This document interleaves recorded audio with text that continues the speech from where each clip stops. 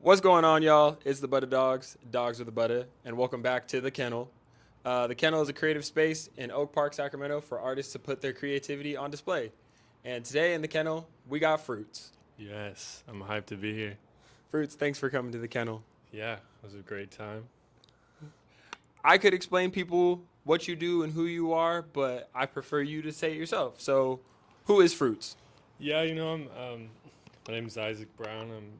This is just kind of like a project that kind of morphed out of like COVID with like a lot of time on my hands, and I just was in my basement writing a lot of music, and then it just all kind of came together, and then I sent it off, and then it kind of ended up as an album, and then the album got released, and then now I'm like trying to get something going, like playing shows, trying to share it with people. It's been really fun so far. So yeah. Where did the inspiration come from? Like one day you just started making music, or like you've been doing this your whole life? Well, my dad was a music or is a musician, so I just grew up like with a studio in my backyard, and then Majorly convenient. yeah. So pretty blessed, and I kind of had to take the opportunity to get out, and I was messing around mostly for the first parts of my life, but then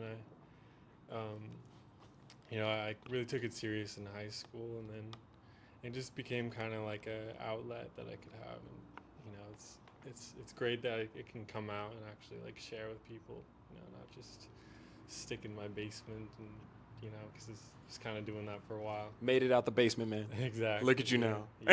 Yeah. Yeah.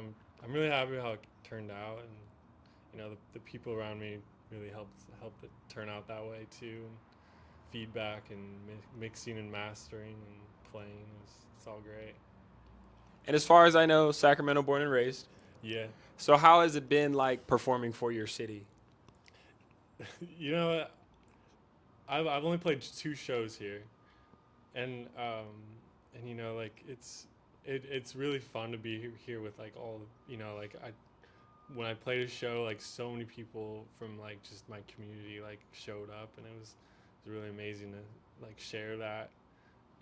And like Sacramento has a good amount of venues and stuff like that, and having a dad as a musician too, it also kind of opens the doors for that space. But I'm also looking to play outward too, like try to get something going, like not just in Sacramento, but share it with a wider audience.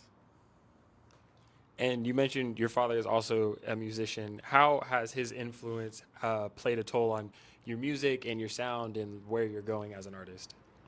I think a lot of the gear makes a big difference, because just growing up around it, you're messing with it, and then from messing with it, it's just like, I don't know. Just when you do something for so long, it has to turn into something.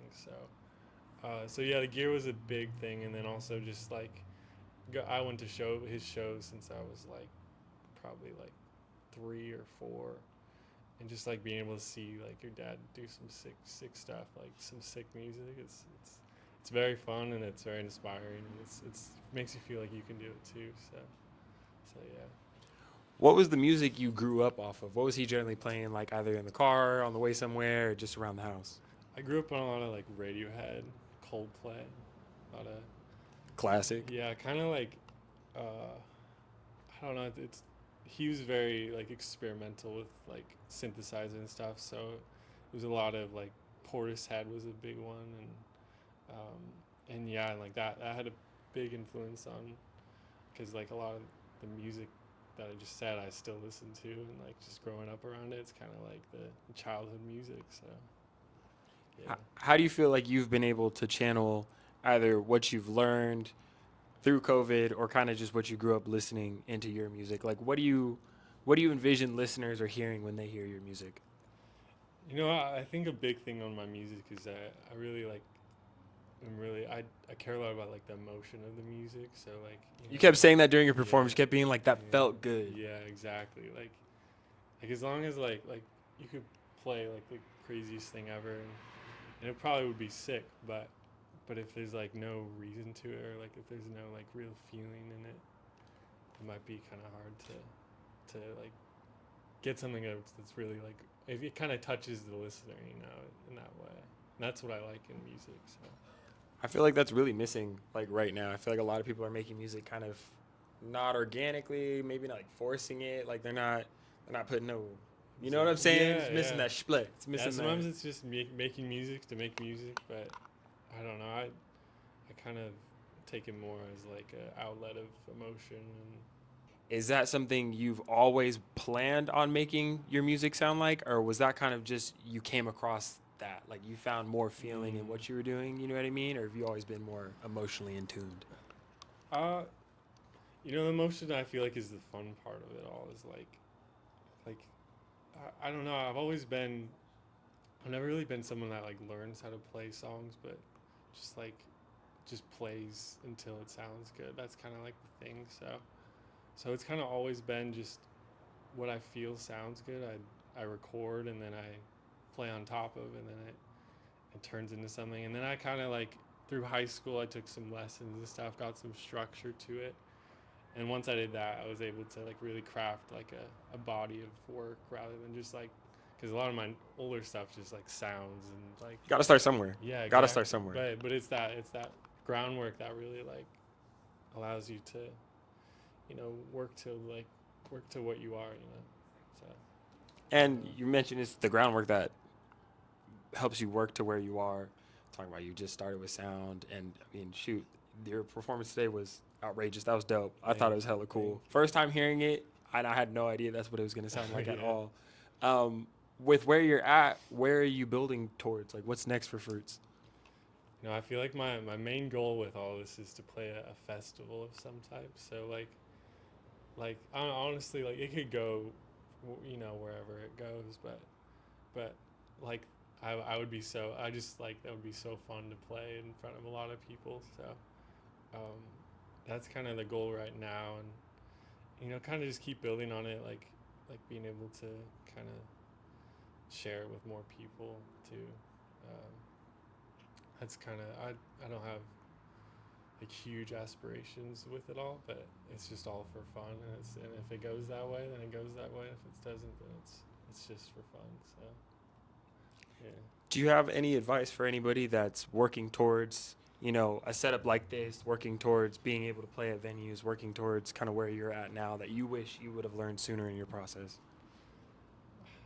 I would say just have fun and like don't compare yourself to other people. Like I think the comparison's really the thing that will kill anything that is starting out or developing. Like you might say you don't know how to play music, but like as long as you know how to like hit keys and stuff like that, or like like strum something that sounds cool on a guitar, and just like keep messing with it until it actually like does, and then you can kind of get nerdy and get into the like logistics of chords and scales and all that. But as long as you just like have fun, like putting your name on something that you enjoy and you're excited to share with people, like that's all this is really about.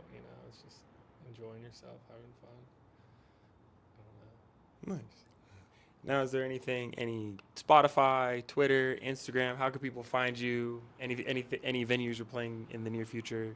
Yeah, I mean, all my music's out on Spotify and Apple Music and kind of like everywhere you could look. It's under Fruits exclamation point, and then it's you know the album I released is called Fruits. And that album was written in Sacramento, and then it was mixed by Zach Brown, and then it was mastered by Count, and it just I'm proud of that work. So if you want to go listen to it, I would prefer like anyone that listens to it like listens to it from the top and all the way through, just because it's I like it as a body work, from the top down. But yeah. Oh yeah, and shows. I don't have any shows right now. Hopefully soon I'll have something. I could get these guys out and we could play something. But yeah, it's definitely more to come with live music though, because I really like it. It's fun. Are you guys like open for hire, basically like band for Yeah. hire type vibe? Yeah, any shows like in California, well, like the most in Northern California, we're down, where we'd be so excited to play, and I don't know. Nice. Well, Fruits, thank you for coming to the kennel. Thank you for the performance. I really appreciate it. I know everybody's going to really appreciate this. Make sure y'all go follow him on Instagram, i.am.fruits. And we'll catch y'all next time. Buttadawgz out. Peace. So